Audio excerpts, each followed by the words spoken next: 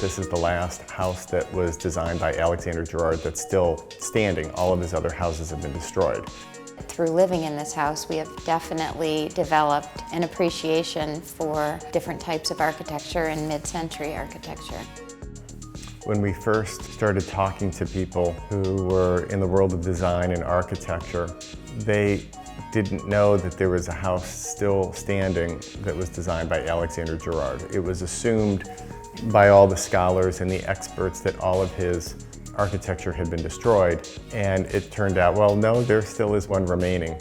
This house has taken us on a complete journey. As we started to learn more about Girard, we started to interact with people that were involved with mid-century modern design. It was almost like an explosion where designers and architects and enthusiasts started to want more information.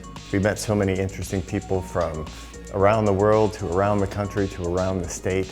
Because of this learning and journey, we started to understand the significance of not altering the house and rather preserving it. When we bought the house, we promised the second owner that we would restore it to its glory from 1950. We knew what projects needed to be done. It was very apparent. And we had so many interior designers come in, but we didn't think that they necessarily got the house. They were talking about renovation as opposed to restoration. And we befriended a woman named Ruth Adler-Schnee, who is a mid-century modern icon. Finally, we met somebody that knew exactly what this house was all about and what it should be. And she came in and she helped us tremendously. And she actually worked with Girard in her career.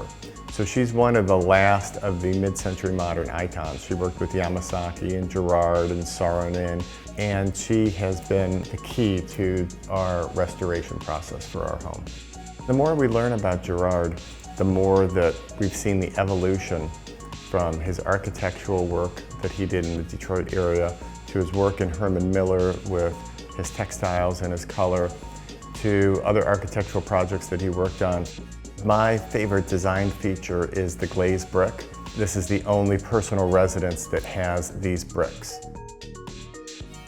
One of the things that we love about the house is it really is very much organic. Depending on the season, depending on the time of day, it gives you a different look. Alexander Girard and his contemporaries, they knew what they were doing. The sight lines, how the light comes into the house. The house is built around the center courtyard or atrium. In the winter, when you almost feel like you are in a snow globe because there's all these windows and all the snow is coming down and it's absolutely beautiful. And with the angle of the sun, this entire room on a sunny day is flooded with sunshine. These are things that they were thinking about as to where the sun comes in and where the windows should be. No matter what room you're in, there's always a vista, there's always a view, and it's always different. It's a sense of calm. It feels like you're on vacation.